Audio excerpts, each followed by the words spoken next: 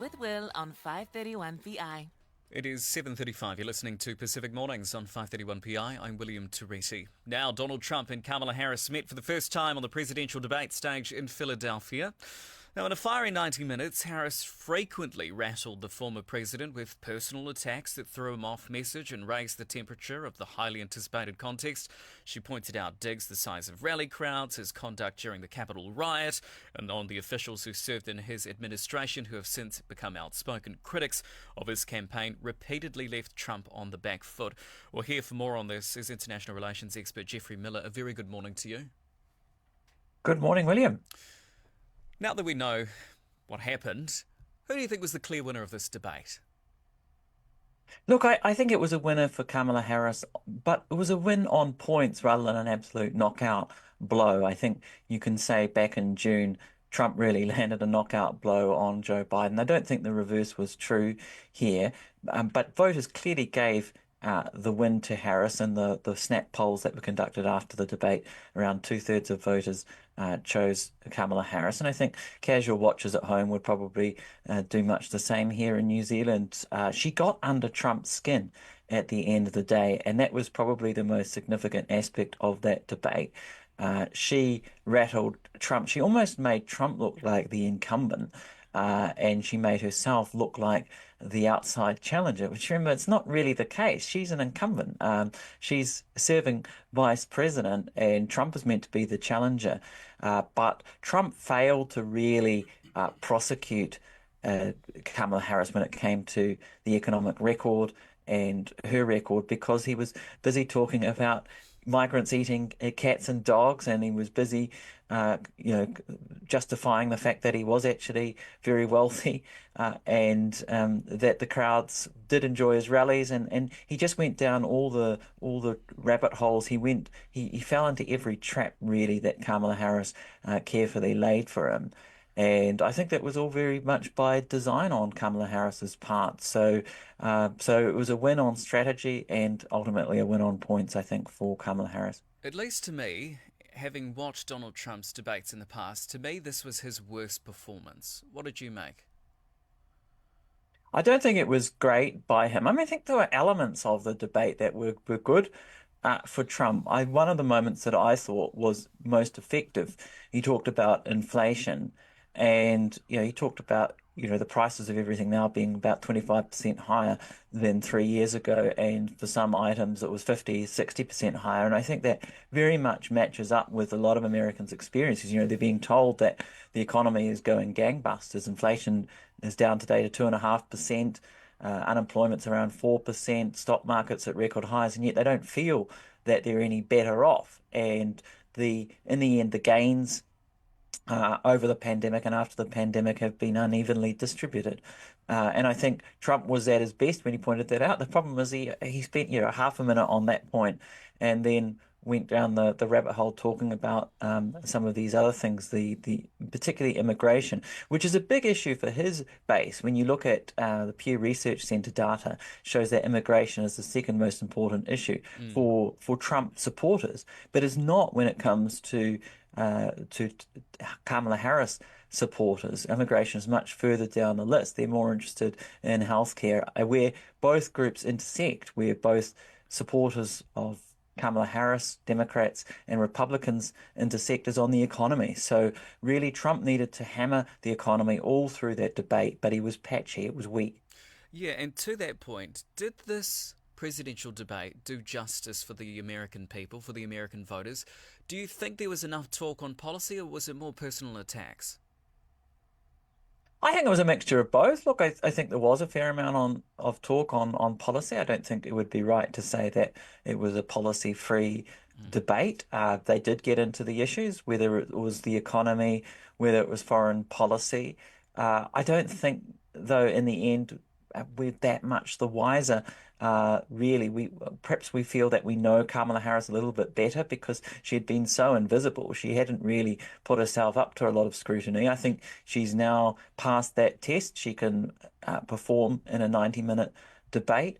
I think we know a little bit more, but if you just look at foreign policy, which is perhaps the area that I'm most interested in, and if you listen to Kamala Harris's answers, you think that we're just going to have more of the same with her in 2025 if she wins the election when it comes to Ukraine, when it comes to supporting Israel, when it comes to policies towards the Indo-Pacific, policies towards China. You'd think that she's just going to continue. And I guess this is the problem for Kamala Harris is that she is different. She's not Joe Biden. But yet she's very much an incumbent, and of course, she's not going to repudiate her own record, the Biden-Harris administration, and yet she's got to try and offer something new to voters because voters didn't want Joe Biden in the end, and that was why Joe Biden stepped down and withdrew from the race. So it is quite a hard one for her because she's both an incumbent and also a newcomer. She's got to kind of thread the needle on that point. But I don't think we'll perhaps know until after the election what her true views are when it comes to, issues like foreign policy and perhaps quite a few policies, because in the end she's got this difficult job of having to both defend her record and offer something new. That's right. And that actually leads to my next question in terms of foreign policy. Now, to my recollection, I don't believe the moderators directly asked questions on China. Now, do you think, and perhaps because we haven't really had a clear position from Kamala Harris on this, there will be that continued stance, say, of the Biden administration if Kamala Harris would be successful in dealing with China? Yeah, at one point she, I think, accused Donald Trump of being soft on China, which seems remarkable. If you look at the Biden-Harris administration, they largely continued Trump's hawkish stance towards China. They took a slightly different tone.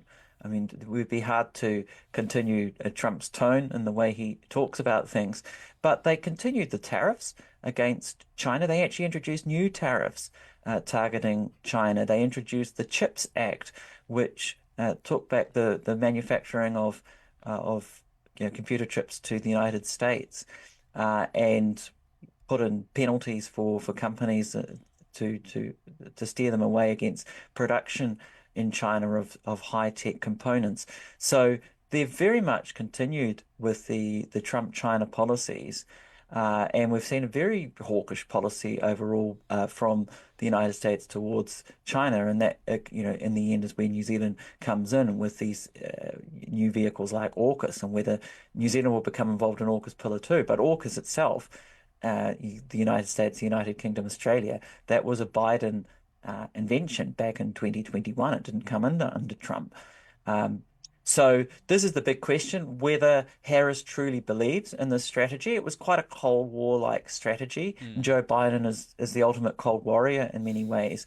Whether Kamala Harris truly believes in this strategy, this alliance-focused strategy of building all these groups, whether it's AUKUS, whether it is Partners in the Blue Pacific, whether it's strengthening NATO, whether she believes in that Biden strategy fully, or whether she will go a slightly different path. She has advisors who are seen as pragmatists, so I'm waiting to see how that will actually manifest itself in her foreign policy if she is to win the election. I think we'll just have to wait and see. It's the old answer in the end. I think she will probably try and do less when it comes to foreign policy. I mean, at the moment, the US is very stretched with both the Middle East, Ukraine, and the Indo-Pacific. I don't think she will want to be fighting on three fronts. I don't think Joe Biden really did either. It was, in the end, a matter of circumstance with Russia's invasion of Ukraine and then Hamas's attack on Israel.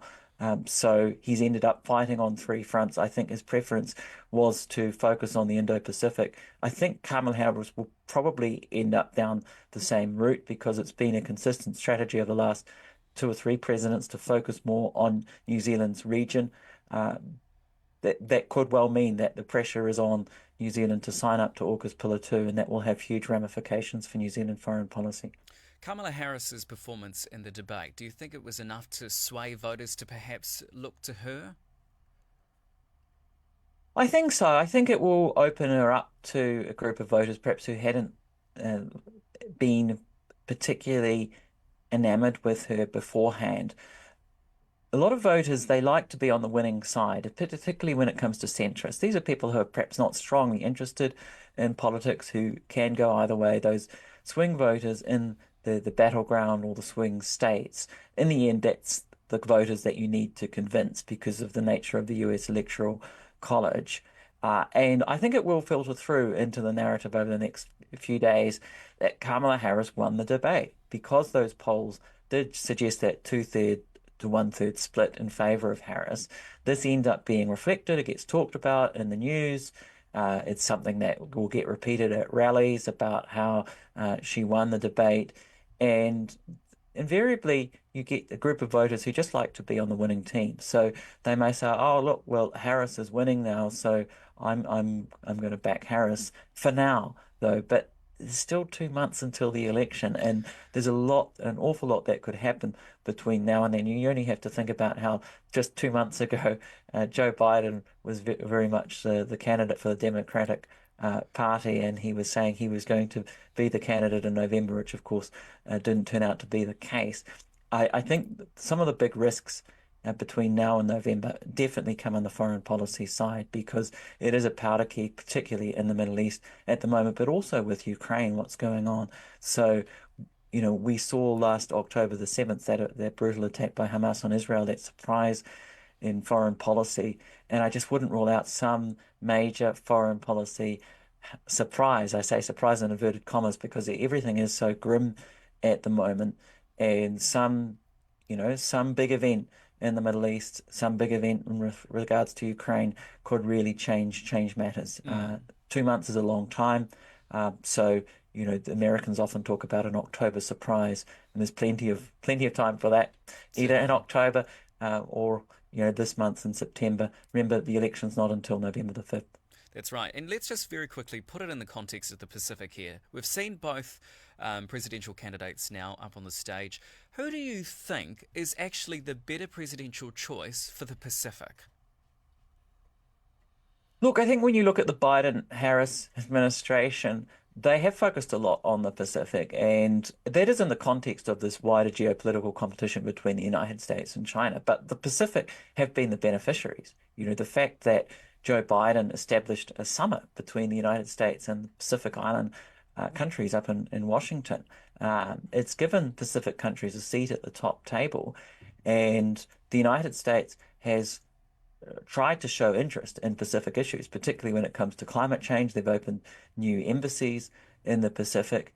They've tried to show that they're interested in the Pacific issues. Now, I think you can debate about whether they actually are, and whether it is just simply a byproduct of the competition with China, but they've tried at least. I think when it comes to Donald Trump, he's much more likely to just say, this is about competition with China. I doubt very much Donald Trump's going to say, I'm interested in climate change and helping Pacific countries. They still might be the benefit of largesse under his policies, though, because in the end, Donald Trump, if he wants to really stick it to China, he's going to want the support from countries around the Indo-Pacific. So maybe it all adds to the same, but it will definitely be a different tone. That's for sure. And the final question for you, Jeffrey, has this debate, in your mind, made you think there is a clean winner come November? Look, we will get an election outcome. I think there will be a clear winner in November. If it is Kamala Harris, you can bet that Donald Trump will carry on and claim that it was rigged and that the election was stolen, etc. But I think we'll have a clear result. It could well be Kamala Harris, but it could still well be Donald Trump. And I just think you've just got to look at this campaign and zoom out a bit and see how it's changed over the last few months. I think you're a fool, really, if you pick a winner either way at this point. If you look at the polls, it is pretty much neck and neck.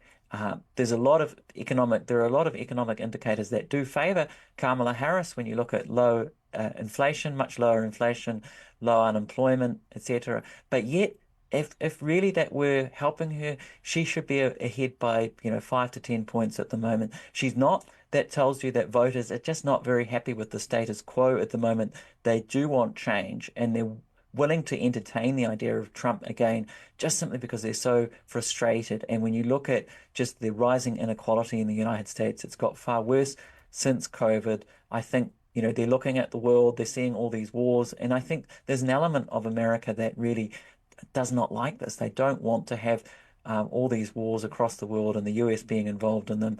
They want to do better themselves economically, and so they're willing to consider any option that will help them get ahead. And in the end, I think this election is all about perceptions, and it's not really about the facts. Certainly. That was international relations expert Jeffrey Miller. Thank you very much for your time as always. Appreciate it. Thanks, William.